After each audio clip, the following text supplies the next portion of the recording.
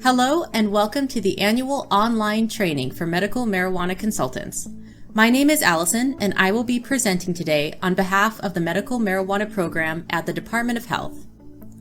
Before we get started, I just want to connect with everybody watching and go over what we're doing here today. What is the purpose of spending 2 hours with us, and why has this become a requirement for medical marijuana consultants to renew your license? As you know, medical and recreational cannabis is not legal federally. As a result, the industry is still growing and constantly changing, and while change is a good thing, and this is an exciting time to be part of a growing industry, it can also lead to a lot of confusion and misinformation, particularly when it comes to the patient community who rely on us for accurate and consistent information. We also hope that this time will serve to connect you as a consultant with the Medical Marijuana Program as a resource for questions and suggestions. This training is for you. There are some subjects we have to cover, but the program would love to hear your feedback and any ideas you have for training improvement. First, we will do a quick review of the training agenda and the question and answer section that we will encounter throughout the training, and then we will jump right in. Today's presentation will be covering Washington State cannabis laws and rules, the rulemaking process, the Medical Marijuana Program, the role of the certified consultant, DOH compliant product, the patient experience, the authorization form, and the Medical Marijuana Authorization Database. At the end of each section, we will discuss common questions that may be asked of consultants specific to the content presented in that section. Please note that throughout the training, the terms marijuana and cannabis shall be used interchangeably. The scientific term for the plant is cannabis. The term marijuana has a questionable history, and there have been efforts to change the terminology from marijuana back to its scientific name, cannabis. So next up, Washington State cannabis laws and rules. How did we get here? First came medical. In 1998, Initiative 692 was approved by the voters. I-692 permitted patients with certain terminal or debilitating conditions to use medical marijuana. I-692 also granted affirmative defense to criminal prosecution for qualifying patients and their primary caregivers who possessed no more than a 60-day supply. Then came recreational. In 2012, voters approved Initiative 502. I-502 allows adults age 21 and older to possess up to 1 ounce of marijuana obtained from a state-licensed and regulated marijuana store. All products pass through the state system, from private producers to the processors to the retailers. Hallmarks of the legal marijuana market include regulation and enforcement, seed-to-sale tracking, testing and labeling requirements, serving size limits, product restrictions, and taxation. 2015 was when the laws changed and integrated the medical market into the regulated recreational market.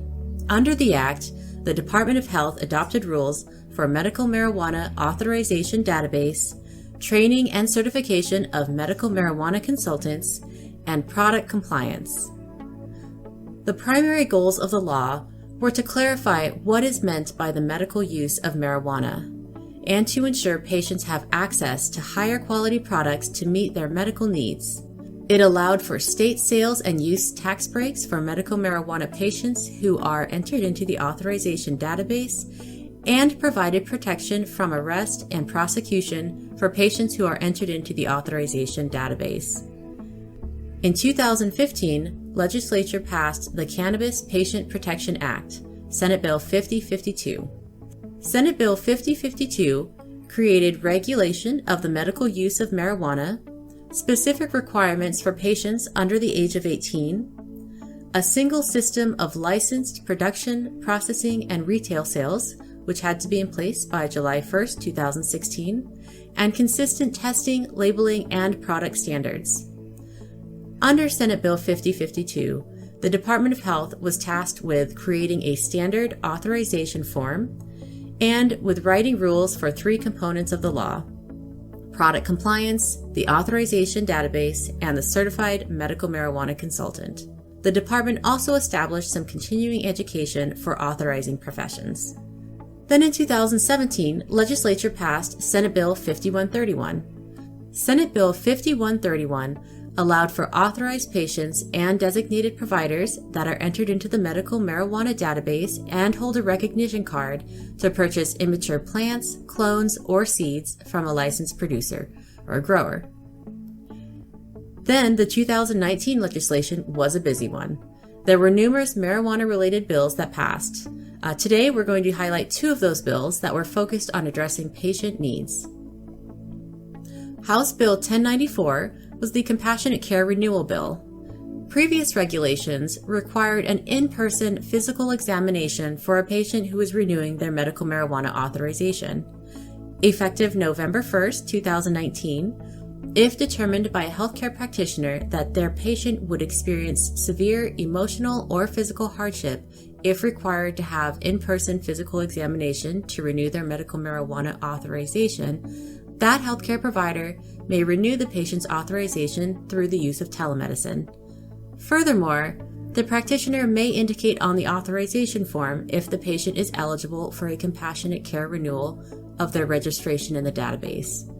Patients under compassionate care renewals are exempt from the photograph requirement when renewing their medical marijuana recognition card, allowing their designated provider to renew the card on the patient's behalf.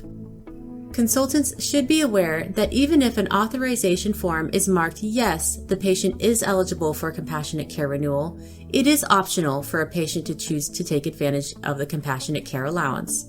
If the patient is there with you and they have a valid form and want to be registered, you may process the registration. You do not have to make them return to their healthcare practitioner for a new authorization. The other bill in 2019 was House Bill 1095, regarding minor patient access to medical marijuana in a school setting. Effective July 28, 2019, at the request of a parent, this act required a school district to develop and implement policies that would allow a designated provider, which for a minor child is a parent or a legal guardian, to administer a marijuana-infused product to their child for medical purposes while on school grounds. If you have any questions about this or need more information, contact the school district. So next on the agenda, we have the rulemaking process. The Revised Code of Washington, or RCWs, are statutes passed by the state legislature or by the vote of the people. Washington Administrative Codes, or WACs, are administrative regulations or rules adopted by state agencies and put in place to enforce the RCWs. RCWs can affect the entire population or just a group. WACs govern the state agency. An RCW that governs medical marijuana is 6951A, and a few of the WAC chapters that affect medical marijuana are chapters 246-70, 246-71, and 246-72. So when we talk about rulemaking, we are referring to updating and improving the Washington Administrative Code, or the WACs. In order to begin that process, the department must follow the procedural requirements set out in the Administrative Procedure Act and the Regulatory Fairness Act when conducting rulemaking. There are three major phases to rulemaking. First, we have the CR 101, which is the notification of intent to do rulemaking. Then we have the CR 102, which is the proposition of rule changes and the opportunity to provide formal input. And then last, we file the CR 103, which is the adoption of final rule. The CR 101 form is used to notify stakeholders of our intent to make a change.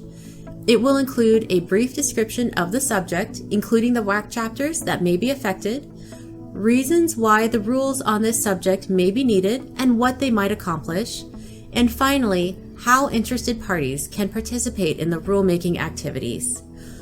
This is a great time to get your comments in and provide feedback for the rulemaking early in the process. Next, the proposition of rule changes and the opportunity to provide formal input. So the department provides stakeholders and interested parties the opportunity to submit formal comments on proposed rules before the department makes a final decision to adopt rules. When the department files a proposed rulemaking CR 102 form, it holds a scheduled public rulemaking hearing. An individual may provide comments either by attending the public hearing, submitting written comments using the agency's online rules comment site at Policy Review, or by mailing or faxing the comments to the department by the specified deadline. The CR 102 form provides a brief description of the rule, including the associated WAC chapters, a copy of the proposed rule text, the date, time, and location of the public hearing, the public comment deadline and the process for submitting those comments, and the process for obtaining a small business economic impact statement and the significant analysis if one was required. At the conclusion of the public comment period, the department must consider all formal comments received and must file the adopted rule language with the Office of the Code Reviser. This is done with the publication of the Rulemaking Order CR 103 form. Typically, stakeholders are required to comply with the adopted rule 31 days after the department files the CR 103 form and adopted rule language. In some exceptions, the effective date of the adopted rule may be specified as something other than 31 days after the form is filed. The CR 103 form provides a brief description of the rule and the associated WAC chapters, a copy of the final rule language, and the effective date of the rule. A concise explanatory statement that documents the formal comments that were received and the department's response are sent to stakeholders, anyone who submitted comments, and anybody who asks for it. If you have an idea for something that could improve the medical cannabis community, we would love to hear from you. As someone working on the front lines directly with the patient community, we appreciate your perspective in the medical cannabis industry, and we need your ideas to develop process improvements. Sign up for program notifications on our website at doh.wa.gov/medical marijuana to stay up to date on program rulemaking activities. We also email everyone on our mailing list a quarterly newsletter, which will usually contain any exciting rulemaking updates. So please send your ideas to medicalmarijuana@doh.wa.gov. The Medical Marijuana Program operates within the Department of Health in the Office of Health Professions. There are 2 positions dedicated to the program, along with many other wonderful individuals in the office who help keep the program running. As I mentioned earlier, my name is Allison Claiborne, and I am presenting the training on behalf of the Medical Marijuana Program. One position is the Medical Marijuana Program Manager. This role oversees operations and serves as a technical specialist for the Medical Marijuana Authorization Database. They act on behalf of the department for this program to develop and enforce regulations and rulemaking, set practice standards, review and monitor program budgets, as well as coordinate efforts with other cannabis regulating agencies in the state and around the country. We also have Reem Aldagistani, who is our amazing medical marijuana program assistant. She will be joining us throughout the training. Many of you may already know her, but I'll let her go ahead and introduce herself. Hello, my name is Reem, and my job duties include providing technical assistance to medical store cannabis consultants, healthcare providers, and patients regarding the database, registering, and setting up accounts. I answer questions for consultants concerning their certification and requirements. I create and distribute billing statement to medically endorsed store. If you have any questions, concerns, or need assistance in any way, please don't hesitate to reach out to me. Now back to Allison. So what exactly is the Medical Marijuana Program? The scope of our program includes administration of the Medical Marijuana Authorization Database, which includes providing training and end-user support, licensing and regulation of the Medical Marijuana Consultant Certification, which includes approving the 20-hour training program, and setting standards for products that may be beneficial for medical use. and we will get into those categories and requirements a little bit later. There are a couple other programs within the Department of Health that touch on marijuana regulations. The Department of Health also licenses and regulates healthcare professionals who authorize medical cannabis, and we also have the Marijuana Prevention and Education Program. The Medical Marijuana Program collaborates with the Marijuana Prevention and Education Program and the regulating boards and commissions, providing programmatic updates and resources where needed. In the following slides, we will go into more detail about the 3 areas that fall within the Medical Marijuana Program scope. First, we have the database. The database is administered by the department, which means that we are responsible for making sure that it exists and it works, but we are legally required to contract with an external vendor who creates, operates, and maintains the database, which was done to protect patient information and privacy. Under the Cannabis Patient Protection Act, for adult patients age 18 and over, it is voluntary to enter the state medical marijuana database, but registration is required for patients under the age of 18 and their designated provider. The database is used by retail stores with medical endorsements to enter qualifying patients into the system, to create and issue recognition cards, and to verify a patient card when making a sale. Next on the agenda, we're going to talk about the role of the certified consultant.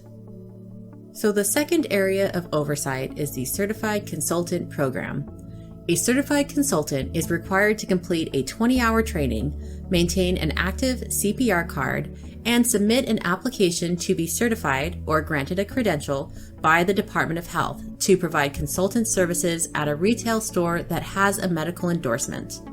Please note that a consultant may only provide their services at a medically endorsed retail cannabis store. This does not mean a consultant could not work at a non-medically endorsed store, but if they did, they could not provide consultant services to patients. A certified consultant may register a patient into the authorization database and create and issue a recognition card. They may assist a customer with the selection of marijuana products and other items sold at the retail outlet that may benefit the customer's medical condition. They may describe the risks and benefits of marijuana products and other items sold at the retail outlet. They may describe the risks and benefits of methods of administration of marijuana products sold at the retail outlet. Whenever practical, a certificate holder shall encourage methods of administration other than smoking. They may advise a customer about the safe handling and storage of marijuana products, including strategies to reduce access by minors. They may provide instruction and demonstration to a customer about proper use and application of marijuana products. And finally, the consultant can answer basic questions about Washington state marijuana laws. So this is an extremely important role to fill. When serving the patient community in the capacity of a consultant, keep in mind that you are working with a community very different to the recreational users you interact with far more often. The patient community often walks through your doors not because they want to, but because they are in so much pain or their quality of life is so poor that they are willing to try just about anything to get relief. They may be very unfamiliar with marijuana and feel uncomfortable or nervous. You can make all the difference in this experience for them. Smile and greet people when they walk in the door. Ask how you can help them, but be aware that they may not know what questions to ask. Shift gears from making a sale to how can you help this person. Make sure that you listen to what they came in looking for help with and make suggestions based on your knowledge. Also educate the person on the product that you are recommending. Help them to understand what's in it. Make sure they know how to use it. Advocate for methods other than smoking if possible, and mention that they should start low and slow and work their way up in dosing until they reach the level of relief that they are looking for. Trust is so important in these interactions, and if you gain the trust of a medical marijuana patient, you will probably find yourself with a customer for life. So any adult age 21 or older in the state of Washington can purchase any combination of the following from a licensed retail marijuana store: 1 ounce of usable marijuana, 16 ounces of marijuana-infused product in solid form, 72 ounces of marijuana-infused product in liquid form, or 7 grams of marijuana concentrate. Qualified patients and their designated providers who are entered into the medical marijuana database may legally purchase sales tax-free any combination of the following from a licensed marijuana store with a medical endorsement: 3 ounces of usable marijuana, 48 ounces of marijuana-infused product in solid form, 216 ounces of marijuana-infused product in liquid form, or 21 grams of marijuana concentrate. Qualified patients and their designated providers with a valid authorization form who choose not to be entered into the database may purchase only the amounts allowed for non-patients or recreational users. They may grow in their home 4 plants for personal medical use, and they may possess up to 6 ounces of usable marijuana produced from their plants. Patients and designated providers who are not entered into the database are limited to 4 plants and 6 ounces of usable marijuana, even if a higher number of plants is indicated on their authorization form. Patients and designated providers who are not entered into the database have only an affirmative defense to criminal prosecution. Recognition card holders may also grow in their home or as a member of a cooperative 6 plants for personal medical use and possess up to 8 ounces of usable marijuana produced from their plants. If the patient's healthcare practitioner determines that the patient requires more than the presumptive amount of plants, the healthcare practitioner may authorize up to 15 plants be grown for personal medical use, and that the patient may possess 16 ounces of usable marijuana produced from their plants. Please note that no more than 15 plants may be grown or located in any one housing unit, even if multiple qualifying patients or designated providers reside in that housing unit. The only exception will be for registered cooperatives defined under RCW 6951A 250. And this means if 2 people living in the same house are both authorized to grow 15 plants each, they may still only grow a maximum of 15 plants, not 30, because they live in the same household. And finally, please note that recreational home grows are currently illegal under Washington state law.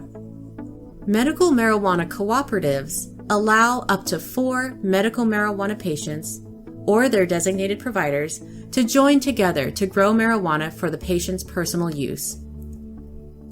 Every member must be registered into the Medical Marijuana Authorization Database and have a medical marijuana recognition card. The total number of plants authorized for the participants may not exceed 60 plants. Cooperatives must register with the Washington State Liquor and Cannabis Board, and they must follow all regulations. Cooperative members may only be in a cooperative if they have a valid medical marijuana recognition card, if they form a 4-member cooperative, and they may only participate in a cooperative if they are at least 21 years of age. They may only grow up to the total number of plants authorized with a maximum of 60 plants. Patients may only belong to one cooperative at a time. Patients or their designated providers may grow plants in the cooperative and not anywhere else. Patients may use the marijuana and its product and not sell or give away marijuana or marijuana products to anyone who is not in the cooperative. A cooperative must be located at one of the members' homes. It is limited to 1 cooperative per tax parcel, and the garden must be enclosed by an 8-foot fence if outdoors, in a location where it cannot be easily seen or smelled.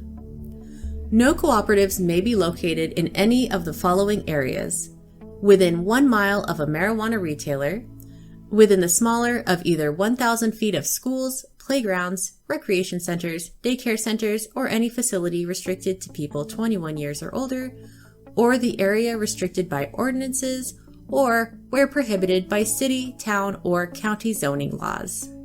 There are 4 main agencies involved in the medical marijuana market. I just went over the role the Department of Health plays. We also have the Liquor and Cannabis Board. They oversee the licensing and regulation of all marijuana production, processing, and sales. They also license the retail stores themselves. So a marijuana retail store, when applying for their license, can indicate on their paperwork that they would like to add the medical endorsement. This endorsement allows a marijuana retailer to sell marijuana for medical use to qualifying patients and their designated providers. To apply for the medical marijuana endorsement, you must have a recreational marijuana retailer license. To qualify for this endorsement, you must adhere to the following requirements: carry marijuana concentrates and infused products that have been identified as DOH compliant by the Department of Health, enter qualifying patients and their designated providers into the medical marijuana authorization database administered by the Department of Health. They must issue medical marijuana patient recognition cards developed by the Department of Health. They must keep records of qualifying patients and designated providers' recognition cards and other records as required by the Department of Health and the Department of Revenue. And they must ensure that all employees are trained on medical marijuana, including the ability to identify authorizations and recognition cards. They must also enter information about medical sales in the traceability system. We also have the Department of Agriculture, and they manage pesticides, fertilizers, marijuana-infused edible processors, and industrial hemp. And finally, we have the Department of Revenue, and they manage taxes and record-keeping practices. Next, we will go over a few common questions from patients that may be asked of you as a medical marijuana consultant.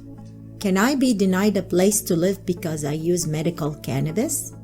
While it is important to have an understanding of patient rules and laws, if a patient is asking any of these tough questions, share what you know, refer them to our website for additional information and legal counsel if they still have additional questions. You don't have to know all the answers, but you are often a first point of contact for cannabis patients, and being able to refer folks to accurate information is an important part of your role.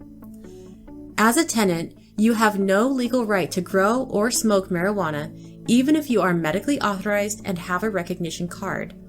It is at the discretion of the landlord as to whether you receive that permission within the lease agreement. Under the Federal Fair Housing Act, housing providers are ordinarily obligated to provide reasonable accommodations for tenants with disabilities to ensure that they have the full use and enjoyment of their homes. However, the Federal Fair Housing Act reasonable accommodation provisions exclude from protection the current use of a controlled substance under federal law. Even though medical marijuana is legal under Washington law, it is not legal under federal law. Therefore, it is up to the landlords to establish whether they will allow the use of marijuana within the rental agreement. Having an authorization form or a recognition card does not give a renter the right to violate a rental agreement. Can I grow my medicine in my home with children? That is a great question.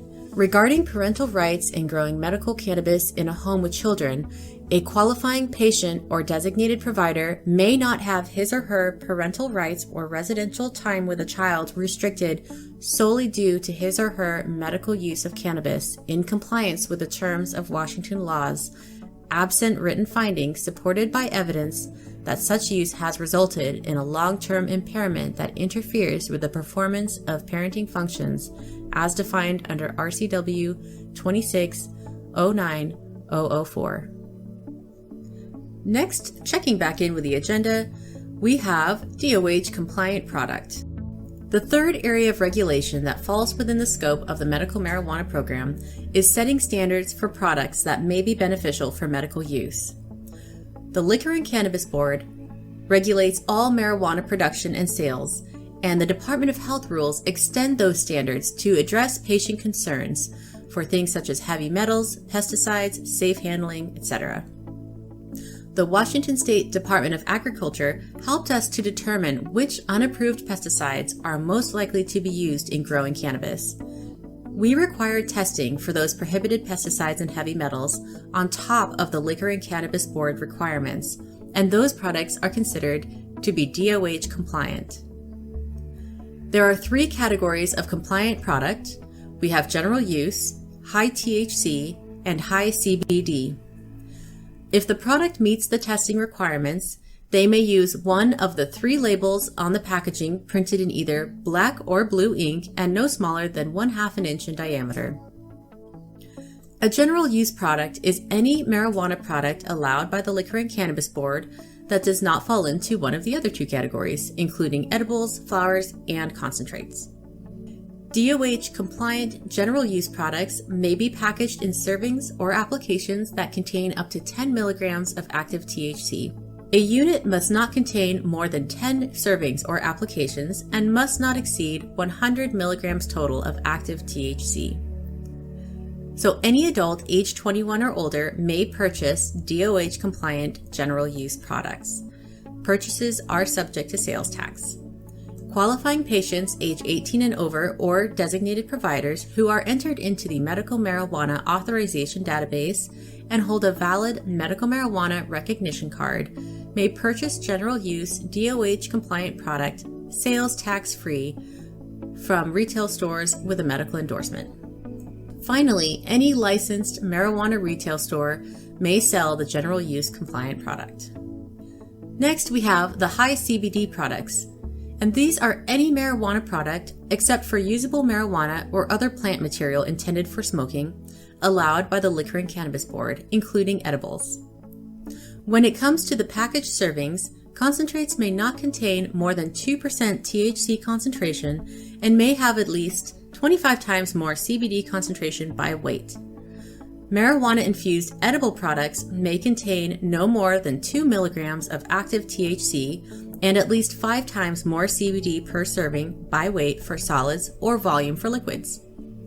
Marijuana-infused topical products should contain at least 5 times more CBD concentration than THC concentration. Adults age 21 or older may purchase these products sales tax-free, including, of course, qualifying patients age 18 and over or their designated providers who are entered into the Medical Marijuana Authorization Database and hold a valid medical marijuana recognition card.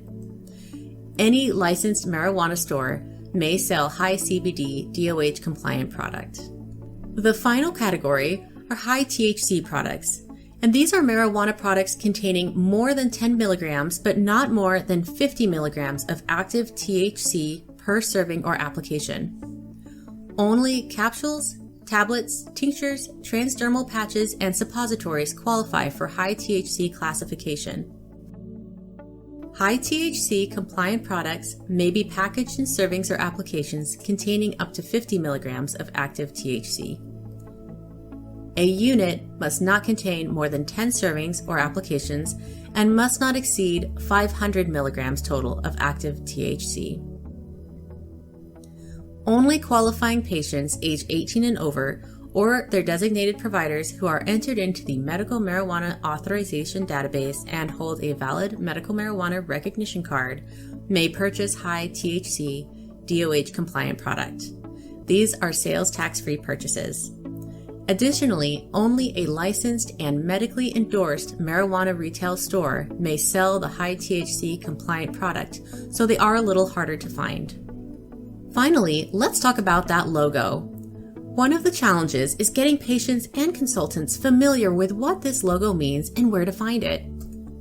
Chapter 246-70 refers to the WAC chapter that sets the compliant product standards, and that's why it's on the logo. If this sticker is on a product, it tells you that the product has been tested according to the requirements laid out in WAC 246-70 and therefore is considered to be a compliant product that may be beneficial for medical use. This is not the most intuitive label, so make sure to share this information with patients and be familiar with products on your shelves that are compliant products. So a common misconception is that cannabis can be organic. The term organic is a federal term coined through the USDA, and because cannabis is not approved or regulated through the USDA, the term may actually not be applied to cannabis. If someone comes in asking for an organic product, explain that the term can't technically be applied to cannabis, but that there are still products with higher testing standards in the DOH compliant product categories. This is a great time to show your customer what a DOH compliant logo looks like and what product you have available for purchase. You may be wondering why you've seen products labeled as organic, and these are companies and growers that may model their product testing after the federal organic model, but it's important to remember that they're not technically certified, so read the label carefully. This may be particularly important for patients. Current regulations do not require cannabis products to be tested for certain pesticides or heavy metals unless it is a Department of Health compliant product, per WAC 246-70. However, consumers may ask the retail store for third-party test results of any product being sold on their shelves.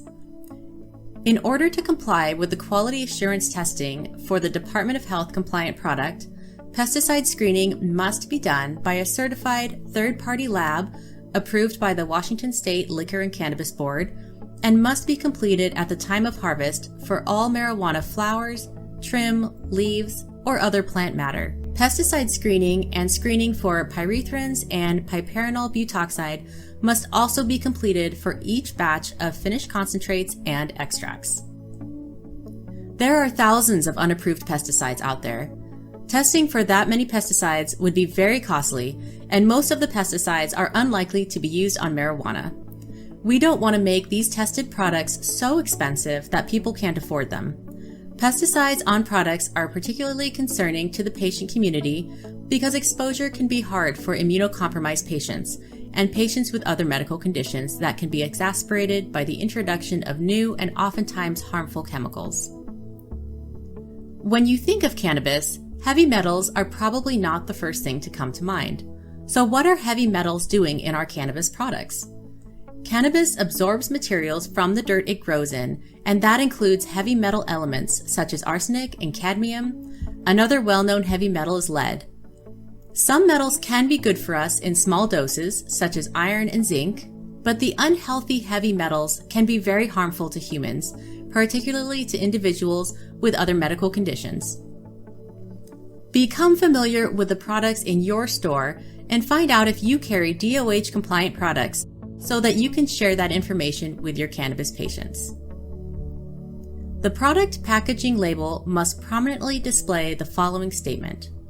This product is not approved by the FDA to treat, cure, or prevent any disease.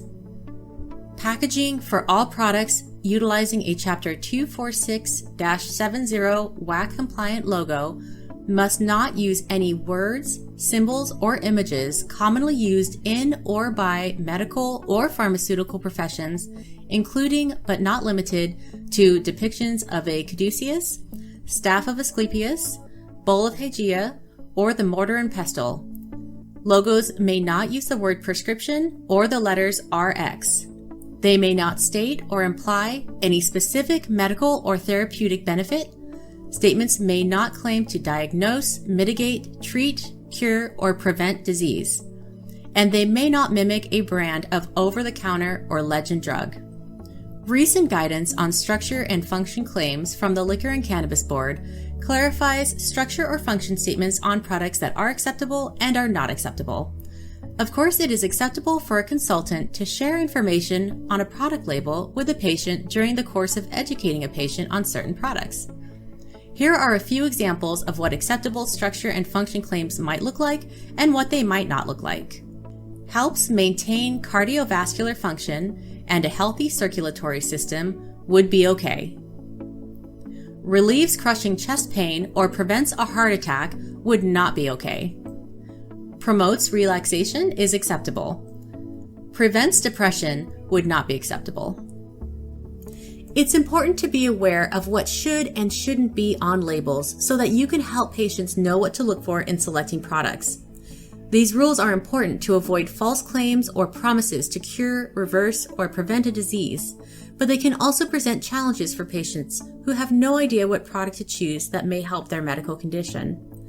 That's where you as the consultant can make all the difference. Be familiar with your product. Be aware of DOH compliant products and where to find them, even if it's at another location. Be ready to answer questions and do what you can to make sure that patients are armed with the information that they need to make informed decisions. Help them to understand the labeling so that patients can know the strain, ingredients, and cannabinoid or terpene content in a product. So next up, we will go over 3 common questions that consultants may hear from patients. Where can I find organic product? Well, this is a trick question. As we know, organic is a federal term coined by the USDA, so there is no organic product on the market. There are DOH compliant products and many other products that have mirrored their testing and growing standards to the USDA, but you should know that the term organic can't technically be used for cannabis at this time. Where can I find DOH compliant products? Any licensed retail store may sell DOH compliant products, except for DOH compliant high THC products, which may only be sold by a medically endorsed retail store and may only be purchased by a qualifying patient or designated provider who is registered in the database. At this time, DOH compliant products can be challenging to find in stores, so make sure to encourage patients to ask stores to stock DOH compliant products and become familiar with stores that do sell compliant products. When I go into a store, how do I know what product to select? When you go into a store, ask to speak to a certified medical marijuana consultant who can help with product selection and what to look for in product labels. It may be a good idea to call the store in advance and schedule an appointment, or at least confirm a certified consultant will be on staff that day. The patient can also try having a conversation with their healthcare provider about what products may help with their particular medical condition. Next, we will go over the patient experience from start to finish and take a deeper dive into how an individual can qualify as a cannabis patient in the first place. To qualify as a cannabis patient, a person must be under the care of a healthcare professional and be diagnosed as having a terminal or debilitating medical condition. They must be a resident of the state of Washington at the time of such diagnosis, and the patient must have an authorization from their healthcare professional or get entered into the medical marijuana authorization database and has been provided a recognition card. These are the qualifying conditions to be considered for medical cannabis authorization: cancer, HIV, multiple sclerosis, epilepsy or other seizure disorders, spasticity disorders, intractable pain, which means pain unrelieved by standard medical treatments and medications, glaucoma, either acute or chronic, which means increased intraocular pressure unrelieved by standard treatments and medications, Crohn's disease with debilitating symptoms unrelieved by standard treatments or medications, hepatitis C with debilitating nausea or intractable pain unrelieved by standard treatments or medications, diseases including anorexia, which result in nausea, vomiting, wasting, appetite loss, cramping, seizures, muscle spasms, or spasticity when these symptoms are unrelieved by standard treatments or medications, chronic renal failure requiring hemodialysis, post-traumatic stress disorder, and traumatic brain injuries. Please note that there is no need to ask a patient their qualifying condition. This is for your awareness, to help gain an understanding of symptoms that people may be experiencing and asking for help to address. In 2019, the average age of adult patients was age 50. In 2021, the average age has moved up to 52. The average age of a minor patient in 2019 was 12 years old and is still 12 years old to this day. There are several evidence-based health benefits associated with medical cannabis use. They include chemotherapy-induced nausea, multiple sclerosis-related spasticity, symptoms related to some forms of epilepsy, and some forms of chronic pain. There will be links included at the end of this presentation that you will receive in an email if you would like to learn more. Of course, there is also evidence-based negative health effects that have been noted. Vulnerable populations in particular may be more susceptible to cannabis-related cognitive effects, cannabis use disorder, which is cannabis dependence. They may be at a higher risk of other substance use dependence. They may experience respiratory distress or possibly experience an increased heart rate. While these may not be part of your everyday conversations with patients, it is good to have this awareness in case you get questions such as what are some possible negative side effects of cannabis use? Or if a patient comes back and reports that they noticed they had an increased heart rate and maybe they were concerned. If a patient ever expresses concern about how cannabis may be affecting their body or their medical conditions, you must always advise the patient to consult with their healthcare provider right away. It's important to remember that as a medical marijuana consultant, you may not diagnose, offer to treat, or recommend changing treatment outside of cannabis to a patient. Learning about some of the negative side effects that patients may experience can help you to be ready to point out to a patient that they may need to check with their healthcare provider. Cannabis addiction, known as cannabis use disorder, is a condition that impairs social functioning, memory, decision-making, and school or work performance. Symptoms may include difficulty controlling or cutting down use, needing more potent cannabis to get the same effect as before, experiencing problems or interference in social, work, or school life. For some, not using cannabis may cause irritability, sleep or appetite problems, nausea or abdominal pain, and some may continue to use despite experiencing physical or psychological problems. It is important to note increased risks associated with cannabis impairment and to share this information with patients who come into your store, particularly first-time patients. They may not realize the possible increased risks, especially when they're trying to figure out their personal ideal dosing, which is often a trial and error experience. It's important to share that driving while experiencing the effects of cannabis is unsafe. If someone must drive, there should be a very large buffer after any marijuana use, and if someone has eaten an edible, that time may need to be increased by several hours due to the possibility of delayed and prolonged effects. So next, we'll review some basic regulations around healthcare providers who may authorize cannabis for medical use. Only specific healthcare license types may authorize medical marijuana, and that list should be on your screen right now. Current regulations in Washington do not require that the practitioner register with the department or obtain additional certification before issuing an authorization. It is recommended that healthcare practitioners who authorize follow the professional practice standards developed by the regulating boards and commissions, which includes the authorizing practitioner take a continuing education training course on authorizing marijuana. Healthcare practitioners are not required to report or notify the department of this activity. This is kept confidential between patient and practitioner, as the decision to use marijuana is best made by the patient in collaboration with their healthcare provider. It is important to be aware that some patients have reported having a hard time finding a healthcare provider willing to give them a medical marijuana authorization. Healthcare practitioners are not required to issue authorizations, and there are several reasons why they may choose not to do so. A healthcare provider may not be familiar with medical uses for cannabis, and therefore may not feel comfortable incorporating it into their patient's treatment plan.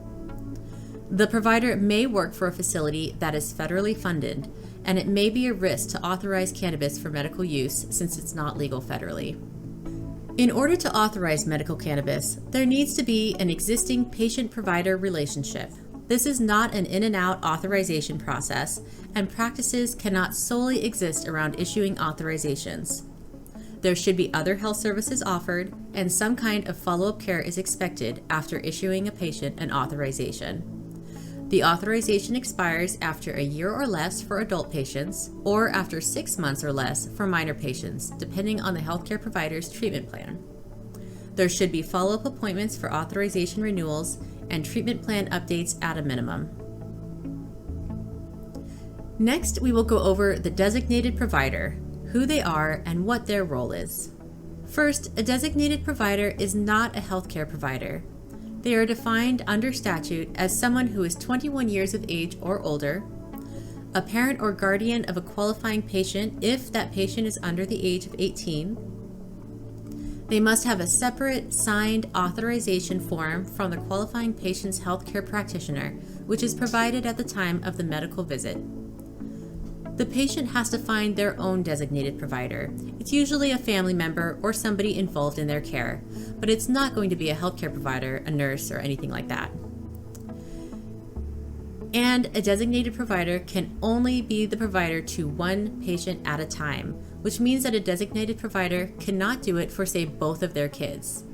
This can present challenges for families and parents with more than one minor child who is a qualifying patient. So what does a designated provider do? The designated provider, once entered into the database with the patient, can go into medically endorsed stores without the patient and purchase product on their behalf. Please note, the patient and the designated provider need to go to the store together to register for the first recognition card. After that, purchases and card renewals can be done by the designated provider. If the patient chooses not to register in the database, they can still have a designated provider, and the designated provider may still purchase product on their behalf, but within the legal recreational limits only. Designated providers may grow plants on behalf of the patient. Please be aware that patients under the age of 18 are required by law to have a designated provider, and they must enter into the medical marijuana authorization database along with the minor patient. The designated provider of a minor patient must be 21 years of age or older, the parent or legal guardian of the minor patient. They must be named on the minor patient's medical marijuana authorization form and have a separate, fully completed form also printed on tamper-resistant paper, and they must be entered into the medical marijuana authorization database and have a designated provider recognition card, which is separate to the patient card. Minor patients may accompany their designated provider into a medically endorsed retail store only for the purpose of purchasing the child's medication. Patients aged 18 to 20 years who have a valid photo ID and an authorization form may enter a medically endorsed store only for the purpose of being entered into the medical marijuana authorization database and getting their recognition card without having a designated provider.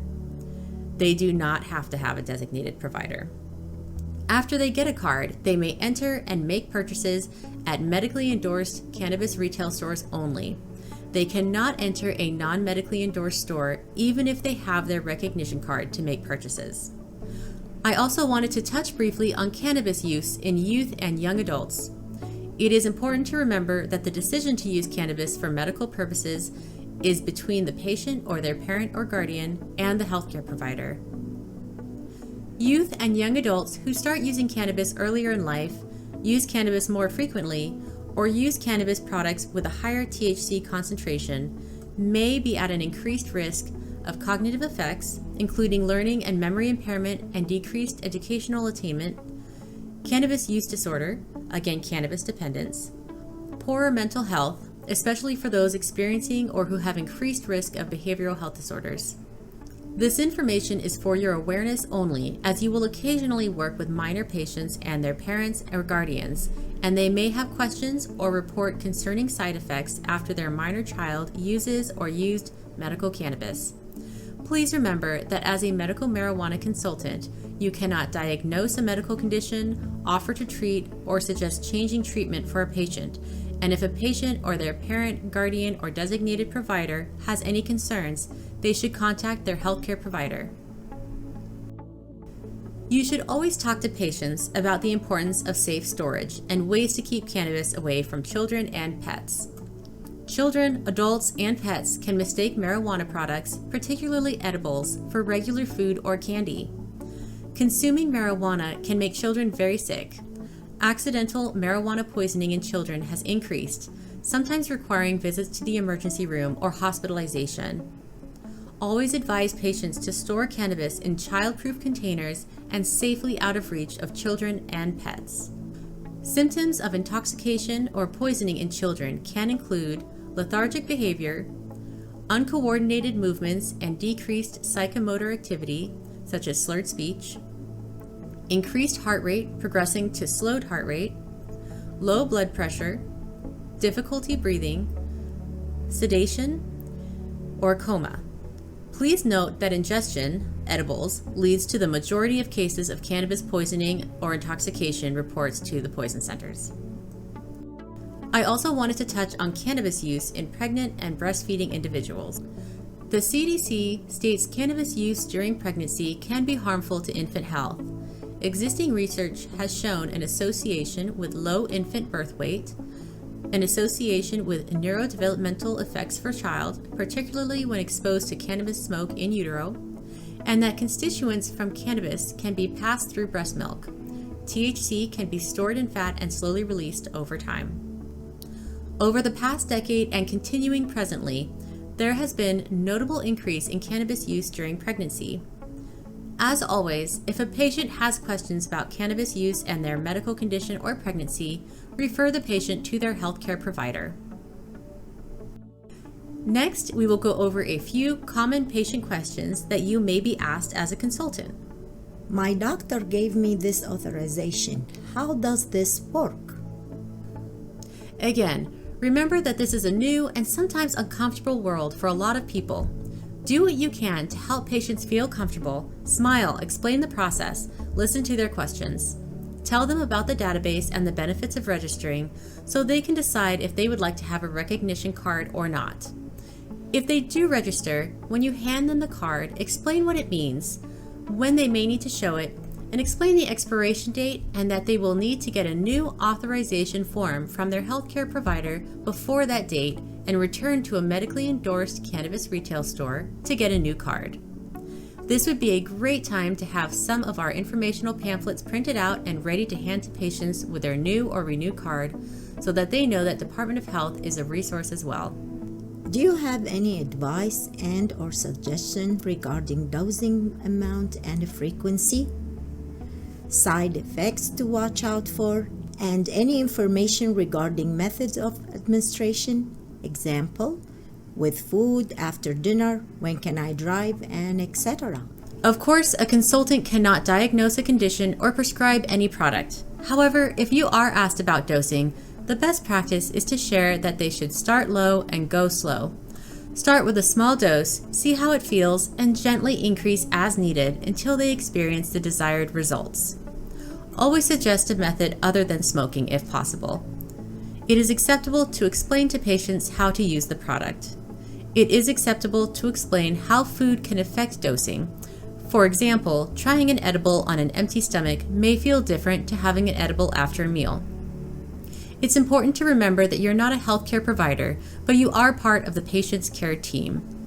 If they have questions about their medical condition, how cannabis may interact with other medications or medical conditions, those should all be referred back to the patient's healthcare provider.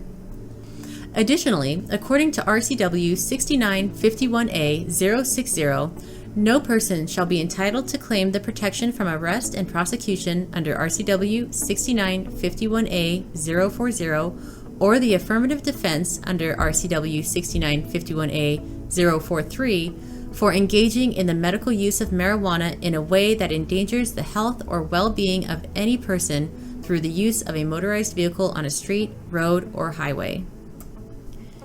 For my medical issue, what products would you recommend I try?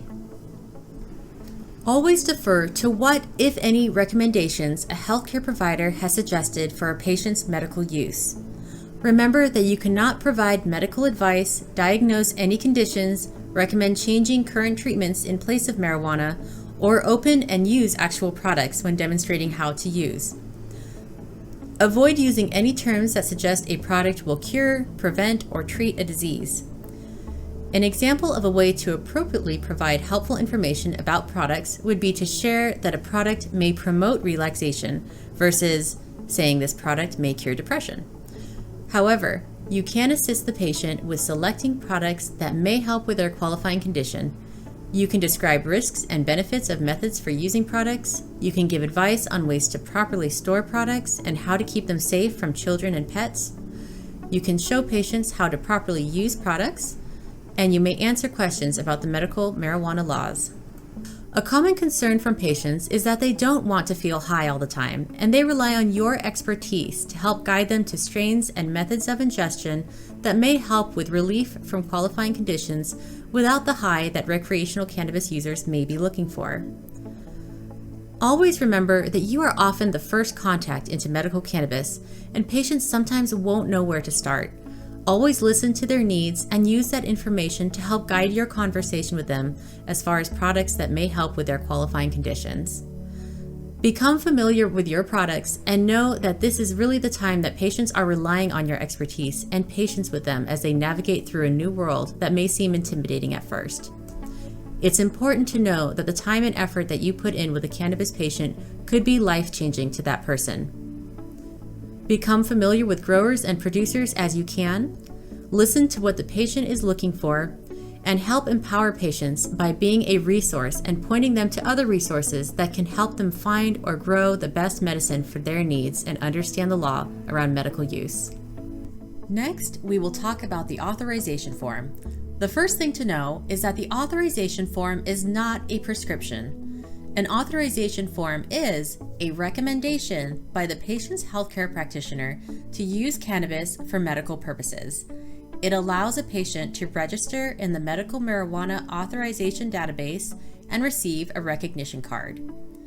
It allows a patient to grow up to 4 plants without being entered into the state registry, but keep in mind, if a patient chooses to register, they can grow between 6 and 15 plants if authorized by their healthcare provider. It is a written designation for an individual to be a designated provider. This is important to know because when a patient comes in with an authorization form, you must know what to look for in order to ensure that it is complete, authentic, and accurate.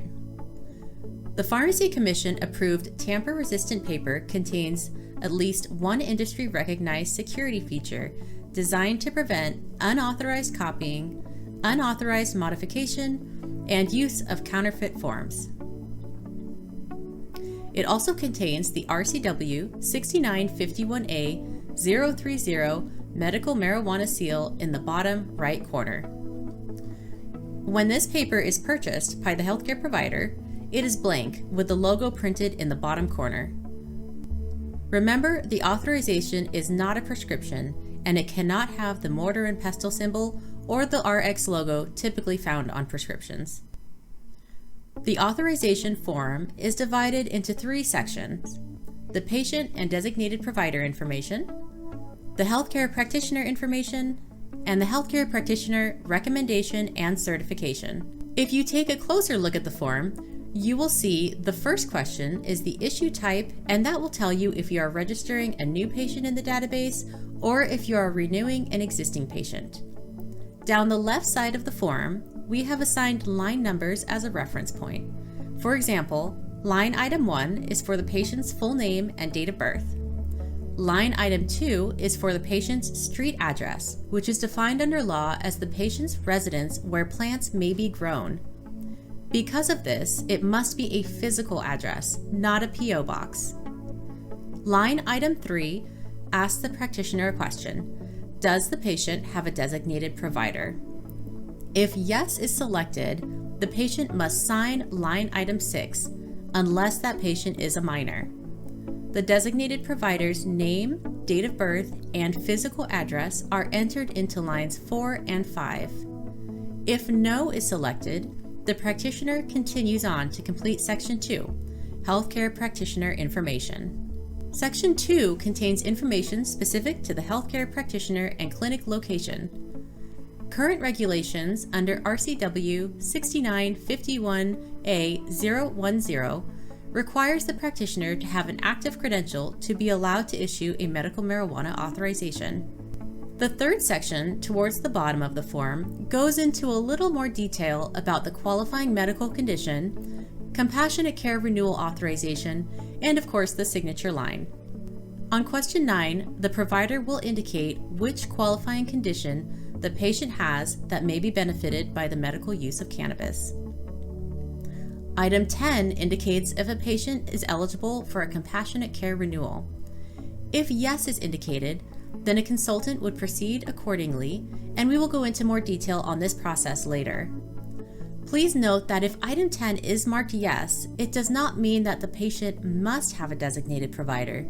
They may or may not choose to take advantage of the option to use the compassionate care renewal. Item 11 includes a question for the practitioner explaining that yes, the patient may grow their own plants with the authorization, and to grow more would require the patient to register in the database. This is a yes or no option. If the healthcare practitioner indicates yes, they may also authorize between 6 and 15 plants to be grown in the patient's home. If they indicate no, then the standard 4 plants may be grown by the patient or designated provider if they are not registered in the database, or 6 plants may be grown if they are registered and have that authorization card. Item 12 has the provider fill in the issue date and the expiration date. Remember that an adult's authorization can be good for up to 1 year, and a minor patient's authorization is only good for up to 6 months. Finally, item 13 is for the practitioner's signature and the date signed. So let's talk about that compassionate care renewal box that we just saw on the authorization form in the previous slide. Effective July 28, 2019, House Bill 1094 established the Compassionate Care Renewal Act, and this primarily does 2 things.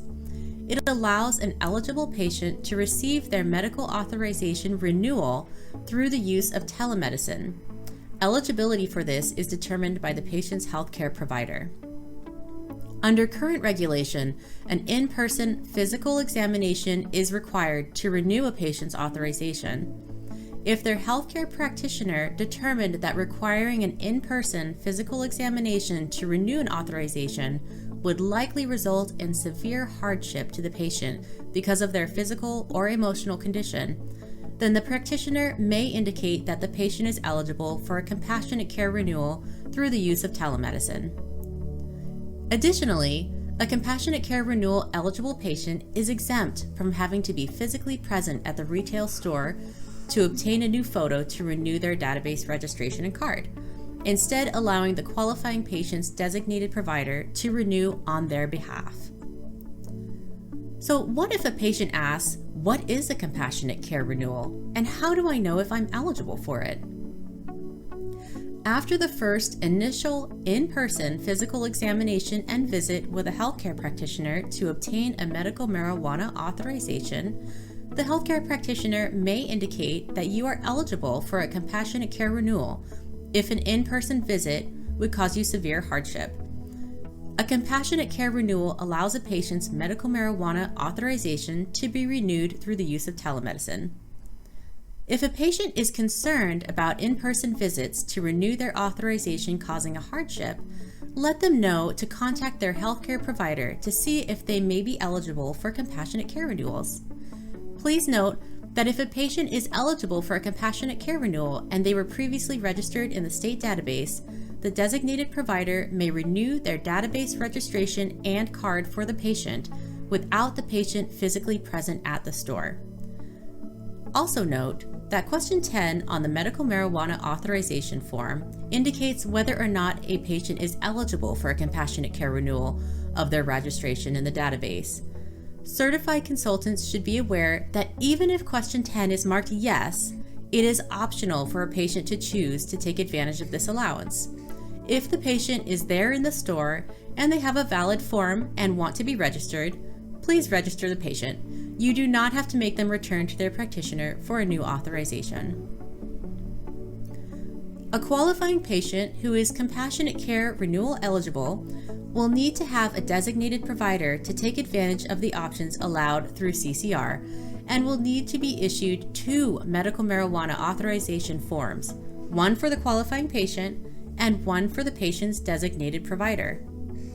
A designated provider who brings in the appropriate authorization form may be registered in the database and issued 2 recognition cards, one for the patient and one for the designated provider. So say a patient says to you, if I don't register in the medical marijuana authorization database, why should I bother getting a medical marijuana authorization form from my healthcare provider? Well, this is a great opportunity to let the patient know that an adult patient who has a valid medical marijuana authorization form but is not registered in the database and does not hold a recognition card may still grow up to 4 plants and possess up to 6 ounces of usable marijuana for personal medical use within his or her home. Remember, at this time, recreational home grows are not legal. However, that patient would not receive the benefits of being an adult patient with a recognition card. When purchasing products, they would be treated like any adult age 21 or older. And finally, they may raise the affirmative defense if they meet certain criteria, which is outlined in RCW 6951A-043. So next, we will go over a few questions that you as a consultant might have as you navigate the database.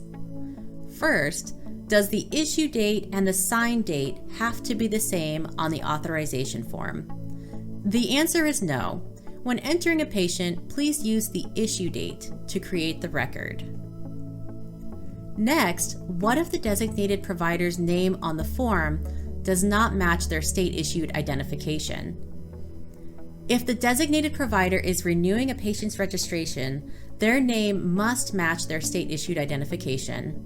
Please ask them to work with the patient and their healthcare provider to get a corrected form. And finally, what if a designated provider comes in to renew their registration for a patient, but when I search for the patient, the system does not return any results? Remember that the Compassionate Care Renewal Act is specific to renewals only. If the patient was not previously registered in the database, they will be required to come in person the first time to have their identity verified and their photo taken. So checking back in with the agenda, our final section will be on the Medical Marijuana Authorization Database. But before we get started, we wanted to review some common concerns and do a little myth busting. It's important to talk about what happens to a patient's information when they enter the database. Registering in a state database when cannabis is still illegal federally can understandably make some folks nervous. One thing you can do to help is to share accurate information with the public so that they can make the best choice for themselves. So, can federal authorities see that I'm in the database? No. Information contained in the Medical Marijuana Authorization Database shall not be shared with the federal government or its agents unless the particular qualifying patient or designated provider is convicted in state court for violating the law. You can see more information in Chapter 6951A-230 RCW. If I join the database, will I lose my social services, such as housing and food assistance? The answer is no. There is no way for either federal or state social service agencies to search the medical marijuana database to see if someone is a patient. The only way they may find out is if you reported this to them, that you are a patient in the database. So to review, there are several benefits to registering in the Medical Marijuana Authorization Database. As a consultant, it is important that you are aware of the benefits of registering so that you can share accurate information to patients so they have everything they need to make the best choices for themselves. These benefits include that they may purchase products at the medically endorsed retail store, sales and use tax-free. They may purchase up to 3 times the current limits at licensed retail stores with a medical marijuana endorsement. They may purchase high THC, DOH compliant products when available. They may possess 6 plants and 8 ounces of usable marijuana. A healthcare practitioner may authorize additional plants up to a maximum of 15. A patient so authorized may possess up to 16 ounces of usable marijuana produced from their plants. Registered patients may participate in a medical marijuana cooperative. They are eligible for arrest protection, and they may purchase immature plants, clones, and seeds from a state licensed producer. To review, there are 2 options for those looking to become cannabis patients. They can get an authorization form from their healthcare provider, be done at that point, and receive the benefits listed, or they can get an authorization form from their healthcare provider and then take the next voluntary step of registering in the database and be eligible for the benefits on the left of the slide as a registered cardholder. Please remember that minor patients and their designated providers must register in the database. If you have a valid authorization form, but are not registered in the database, aka you are not a card holder, you may possess no more than 4 plants, you may only purchase or possess recreational limits, and instead of arrest protection, you have an affirmative defense. The benefits to registering and holding a recognition card include that you may purchase 3 times the recreational limits, you may possess 6 to 15 plants if you are authorized by your healthcare provider, you may purchase high THC products when available, you may make purchases at endorsed retail stores that are not subject to sales and use tax, you are eligible for arrest protection, you may participate in a cooperative, and you may purchase immature plants, clones, and seeds from a licensed producer. If a patient is authorized by their healthcare provider but choose to not register in the database, that patient may purchase the same lower amounts as recreational customers. The patient may grow and possess 4 plants, and they will have an affirmative defense to criminal prosecution if they possess no more than 4 plants and 6 ounces of usable marijuana from their plants. Just to reiterate, this is not arrest protection. So what does it mean to have arrest protection with that recognition card? According to RCW 6951A-040, the qualifying patient or designated provider may not be arrested if he or she has been entered into the medical marijuana authorization database and holds a valid recognition card and possesses no more than the amount of marijuana concentrates, usable marijuana, plants, or marijuana-infused products authorized under RCW 6951A-210. So then what does it mean to have an affirmative defense?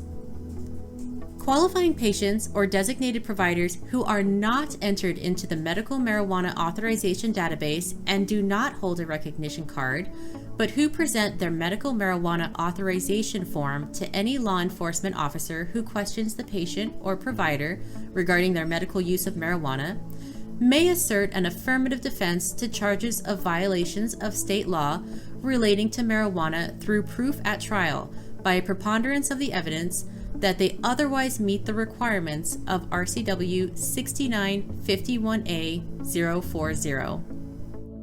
A qualifying patient or designated provider meeting the conditions of this subsection, but possessing more marijuana than the limits set forth in RCW, may, in the investigating law enforcement officer's discretion, be taken into custody and booked into jail in connection with the investigation of the incident. It is understandable for patients to feel hesitant to register in a state database when cannabis is still illegal on a federal level. That is why it's very important that you, as the consultant, be knowledgeable about who can access the information in the database and for what purpose. Make sure that patients know that they are not automatically entered into the database. To be entered into the database, a patient must take their authorization form and photo ID to a licensed and medically endorsed retail marijuana store. A certified consultant will then enter their information into the database and create the medical marijuana recognition card.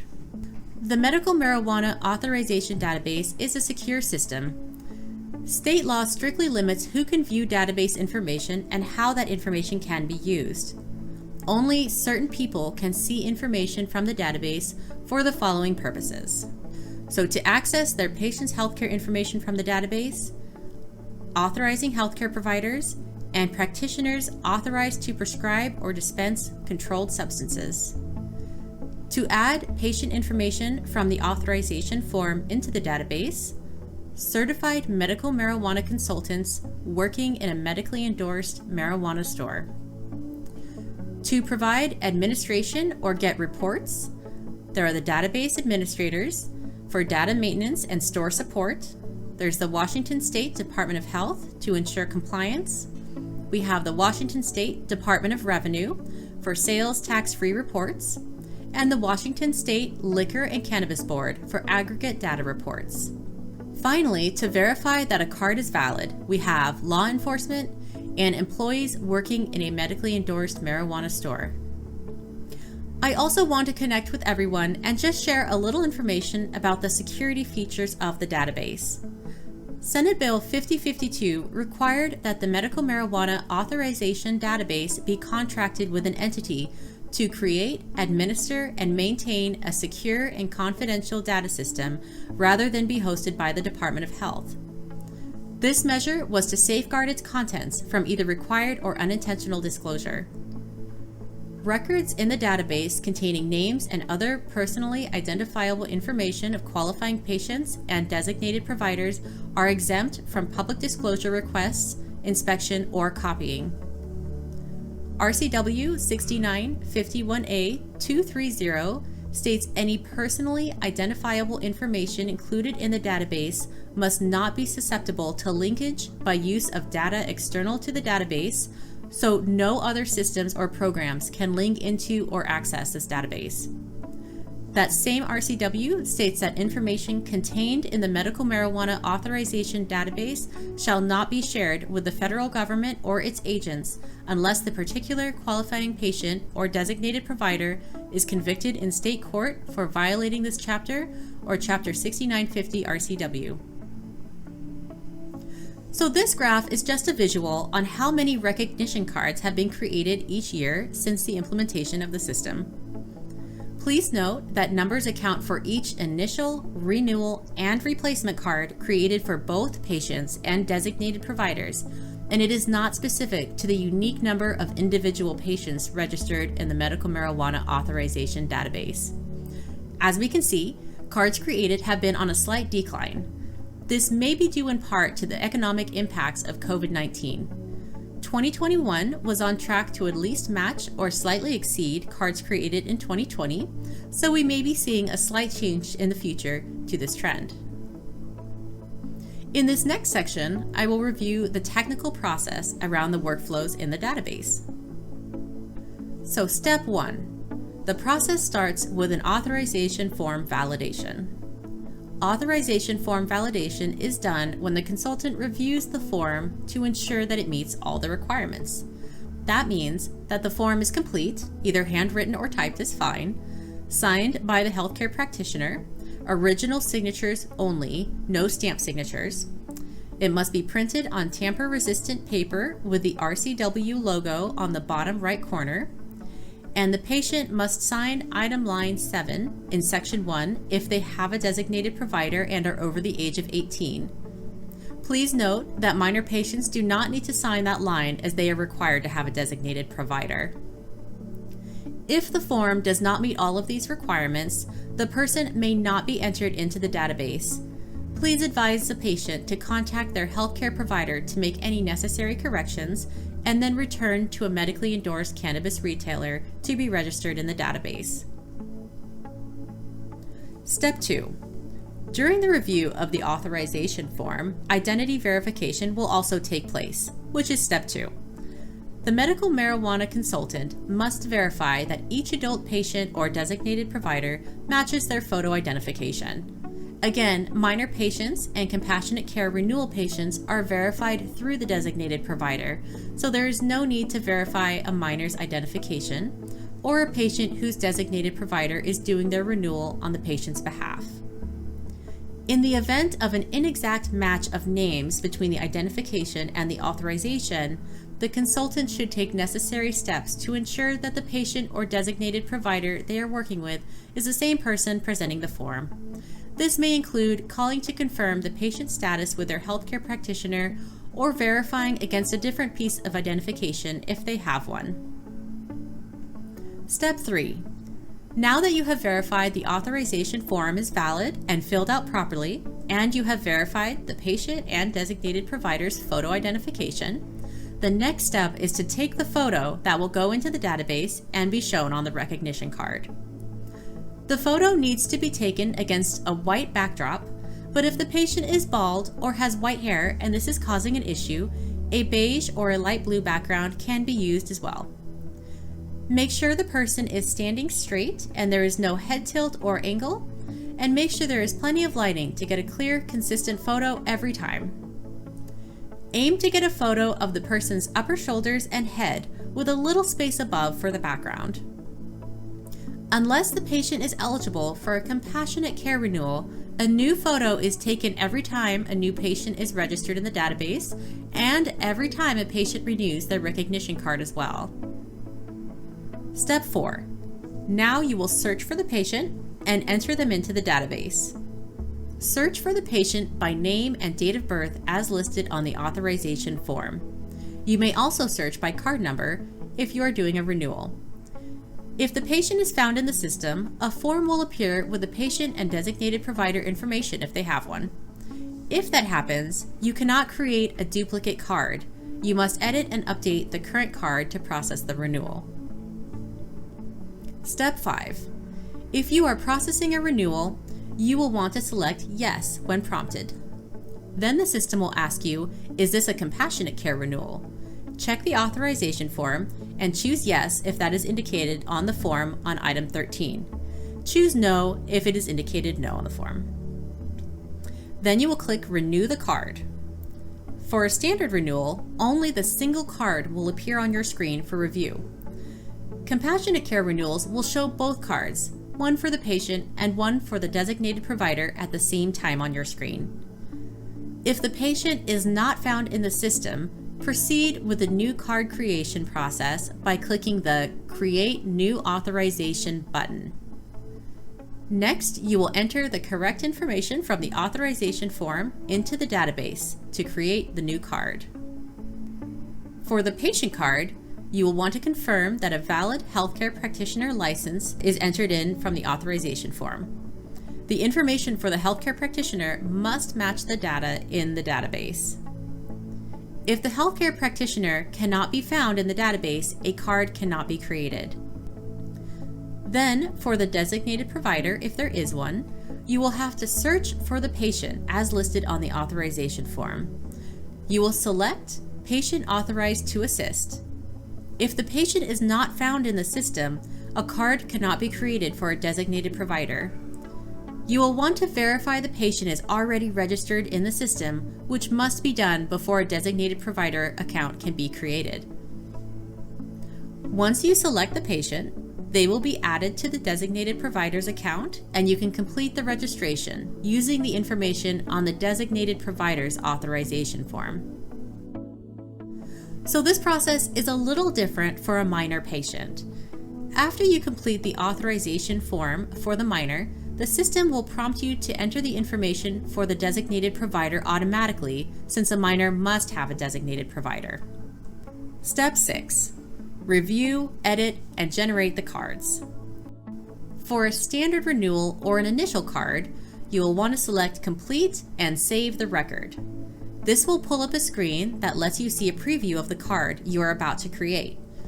Here, review the card for accuracy, edit if needed by hitting the Edit Authorization button, and make the necessary changes. Or, if everything is accurate, go ahead and generate the card. For a compassionate care renewal, the screen will show you both cards. Review both cards for accuracy, for the patient and the designated provider, edit anything if needed, or generate the cards using the same process for standard renewals. Step 7. Print, cut, fold, and laminate the cards. Make sure that your printer is connected to your computer and fully functioning. Select Print to print one copy on plain white paper. The database will utilize your browser's print menu. Cut along the dotted lines and fold where marked. Next, you will need to laminate the card. Hand the card to the patient or the patient's designated provider if they have one. So to wrap up this section, here are some important database and user reminders. A patient must be pre-registered in the database to be eligible for a compassionate care renewal of their database registration and recognition card. It is always a good idea to use Google Chrome as the preferred internet browser. You will always log into the database through your SAW account. Keep your user profile active by logging in at least once every 30 days.